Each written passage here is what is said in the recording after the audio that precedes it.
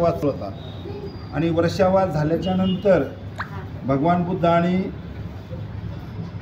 3 महिन्याचा वर्षावास संपल्याच्या नंतर भिक्खूंना आदेश करतात भगवान बुद्ध की चरत भिक्खवे चारिकं बहुजन हिताय बहुजन सुखाय लोकांनी कंपानी हितासाठी भिक्खूंनो तुम्ही चारही दिशेला जा, एका दिशेला जाऊ नका, तुम्ही चारही दिशेला जा आणि धम्माचा प्रचार आणि प्रसार करा आणि पुन्हा 9 महिने संपल्याच्या नंतर तुम्हा परत याच ठिकाणी या विहारामध्ये सर्वांनी एकत्रित यायचं। तर असे भिक्षू 9 महिने सतत प्रचार करत असतात आणि आषाढी पौर्णिमा आता उद्याची आहे तर आदल्या दिवशी सर्व भिक्खू जमा होतात। तर त्याच्यामध्ये एक वयोवृद्ध भिक्खू असतो आणि तो वयोवृद्ध भिक्खू त्याला जरा श्रावस्तीला यायला उशीर होतो म्हणून श्रावस्तीच्या बाजूलाच एक नदी असते आणि त्या नदीच्या किनारीला एक झोपडी असते आणि त्या झोपडीमध्ये त्या काळामध्ये बुद्धाच्या काळामध्ये काही लाईट वगैरे नव्हते तर त्या काळामध्ये ते दिवा तिमतिमत राहतो आणि संध्याकाळ झालेली असती। हा वयोवृद्ध भिक्षू असतो, याला चालणं असह्य झालेलं असतं, श्रावस्ती लांब असते 2-5 किलोमीटरवर। तर याला वाटलं आता या ठिकाणी दिवा दिसतोय तर आपण ह्या ठिकाणी जावं आणि तिथून आपण रात्रभर थांबावं आणि नंतर सकाळी आपल्या मार्गस्थ व्हावं म्हणून तो त्या ठिकाणी जातो। तर त्या ठिकाणी ते उपासक राहतात, दोघं नवरा बायको आणि त्यांची मुलं बाळं घेऊन त्या ठिकाणी राहतात। तर त्या ठिकाणी ऐकत ना जरा, तर त्या ठिकाणी तो वयोवृद्ध भिक्खू जातो आणि भिक्खू गेल्याच्या नंतर तो उपासकांना म्हणतो, उपासक मी आजच्या दिवस या ठिकाणी थांबू शकतो का? त्यावेळेस उपासक म्हणतात या म्हणते तुमचं स्वागत आहे, या आतमध्ये जातात। संध्याकाळच्या वेळेस त्यांना पाणी देतात, भिक्खू त्यांना सील देतात आणि उपदेश करतात त्या ठिकाणी। कारण की भिक्खू हा धम्म आहे बुद्धाचा। जे भिक्खू समजा आपलं घरी आले आणि जेवण करून तसेच निघून गेले तर जसं चुलीतले इंगळं खाल्ल्यासारखं ते अन्न त्याला सत्वत असतं, हा बुद्धाचा सिद्धांत आहे। कुठल्याही भिक्षूने आपल्या घरी जर भोजन केलं तर किमान निदान त्याने आशीर्वाद तरी दिला पाहिजे असा हा धम्म शिकवतो। तर त्या ठिकाणी त्यांनी अल्पाहार घेतल्याच्यानंतर त्या मुलांना आणि त्या पती पत्नीला त्यांनी पंचशील दिलं आणि पंचशील दिल्याच्या नंतर त्यांना सांगितलं की ह्या पंचशीलाचं तुम्ही पालन करा। तर त्यावेळेस तर दोघं नवरा बायको विचार करू लागली आणि हा पण विचार करू लागला की पंचशील पाळायचं कसं।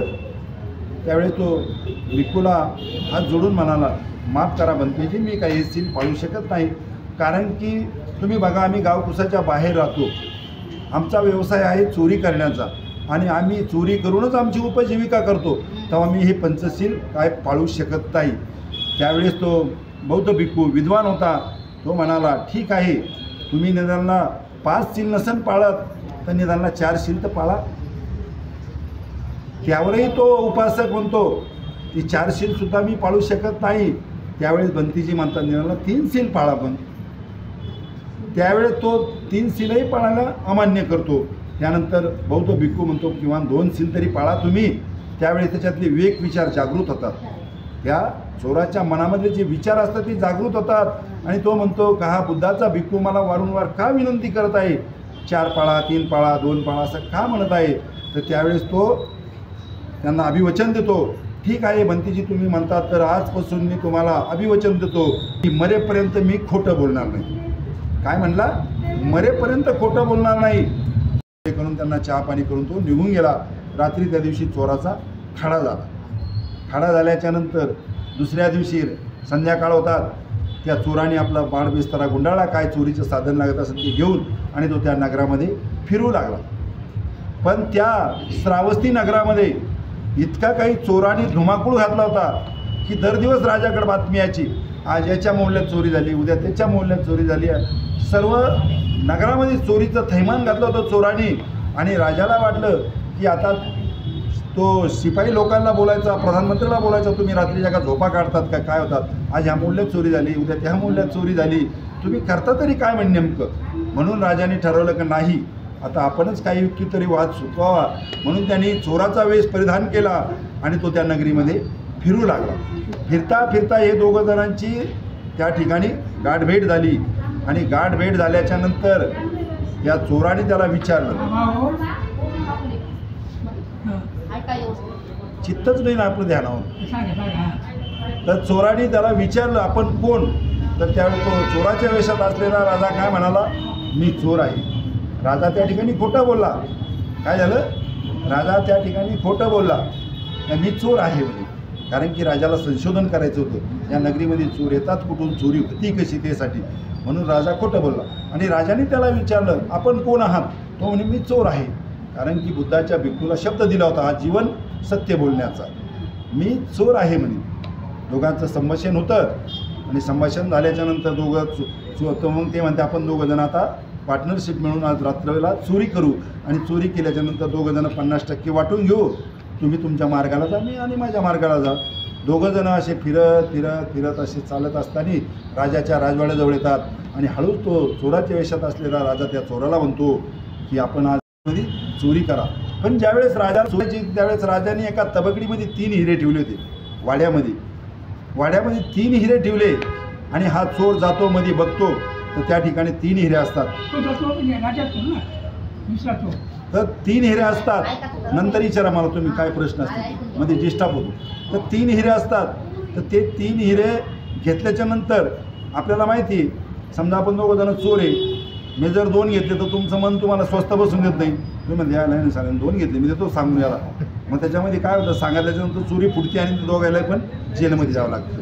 मग त्याच्यामुळं काय केलं त्यांनी, चोरांनी 2च हिरे आणले आणि तो त्या चोराच्या वेशात असलेल्या राजा होता ना त्याला म्हणाला की बघा म्हणे तिले 3 हिरे होते आणि मी 2च हिरे घेऊन आलो. कारण का जर 3 हिरे आणले असते तर आपल्या दोघात वाद झाला असता आणि तो वाद राजापर्यंत गेला असताना आपण दोघायला सुळावर जावं लागलं असतं. त्याच्यामुळं मी 2च हिरे आणलेले, 2 हिरे आणले, हा एक तुम्ही घ्या आणि एक मी घेतो. घेतल्याच्यानंतर दोघं रात्रीचे आपल्या आपल्या घरी निघून जातात. गेल्याच्यानंतर सकाळी बोबाट होतो, राजाच्या वाड्यात चोरी झाली. प्रधानमंत्री धावपळ करीत लगेच राजवाड्यात जातो. राजवाड्यात गेल्याच्यानंतर ते अस्तव्यस्त पडलेलं असतं. मग तिथे एक हिरा असतो, तो हिरा उचलतो प्रधानमंत्र्यांना आपल्या खिशात घालतो. खिशात घातल्याच्यानंतर राजा 10 वाजता येतो, दरबार भरतो. आणि दरबार भरल्याच्यानंतर राजा फरमान सुनावतो की जा या परिसरातले सर्व चोर धरून आला. आजही ती प्रथा आहे, जर कुठे मोठमोठे दरोडे जर पडले तर पोलीस स्टेशनला त्यांचं रेकॉर्ड असतं, त्या लोकांना चौकशीसाठी बोलून घेतात. ही बुद्ध काळापासूनची परंपरा आलेली आहे. तर सर्व चोरांना त्या ठिकाणी बोलून आणलं राजवाड्यात आणि राजाने फरमान सुनावलं दरवाजाचं गेट बंद करा म्हणे. गेट बंद करायचं आणि प्रत्येक चोराची झडती घ्यायची आणि त्याला बाहेर सोडायचं. तर आता चोराची झडती घेत आता समजा त्या बाईजवळ 3 नंबर 4 नंबरला तो चोर बसेल राहतो. आता इथं झडती चालू झालं तो ऑटोमॅटिक तिकडे उठून उभा, कारण की ते त्यांनीच ठेवलेल्या सर्व गोष्टी. मग त्याला म्हणतात उठून उभा राहा. त्याचे कपडे काढले, त्याचे कपडे काढायला होता आदेश देतात आणि अंडरपॅन्ट बनवण्यावर त्याला एका कोपऱ्यात बसवतात. बस एक कोपऱ्यामध्ये झाल्याच्यानंतर सर्व चोराची झडती होती. चोर संपल्याच्यानंतर राजा पुन्हा फरमान सुनावतो की या ठिकाणी सर्व शिपायाची झडती घेण्यात यावी. जे शिपाई असतात ना संरक्षणाला, सर्वांची झडती घेतल्या जाते. त्याच्यानंतर शिपायाचा जो मेन बॉस असतो अधिकारी, त्याची झडती घेतल्या जाते. नंतर आता येतो नंतर प्रधानमंत्र्याचा नंबर. मग प्रधानमंत्र्याची झडती घ्यायला लागतो तर प्रधानमंत्र्याच्या खिशामध्ये हिरा निघतो. मग तो हिरा टेबलावर ठेवायला लावतात आणि पुन्हा फरमान सुनावतो राजा की ह्या प्रधानमंत्र्याचे कपडे काढून याला अंधाऱ्या कोठडीत डांबून टाका. कारण की जर प्रधानमंत्री जर आपल्या राजाचा असून हाच जर चोऱ्या करीत असेल त्याला अंधाऱ्या कोठडीत डांबून टाका. त्याला अंधाऱ्या कोठडीत डांबून टाकण्यात आलं. त्याच्यानंतर राजा दुसरं फरमान सुनावतो की जे प्रधानमंत्र्याचे कपडे काढलेले ते त्या चोराला घालायला द्या. का त्या चोराला घालायला द्या? कारण की कशामुळं झालं हे? एका शिलामुळं. एक शील त्यांनी पाळलं तर तो चोराचा प्रधानमंत्री झाला. बाबासाहेबांनी आपल्याला पंचशील दिला, आपल्याला अजून त्या गोष्टीची अक्कल नाही, काहीच नाही. आपण नुसतं म्हणतो आणि चाललंय जैसे का तैसे, नमो तसं जसं होईल तसं चालू तसं. पण बाबासाहेबांनी एवढे 4 लेकरं, स्वतःची बायको दफन केली, आपल्यासाठी एवढा अनमोल धम्म दिला, त्याचा आपण काहीही अंगीकारत नाही.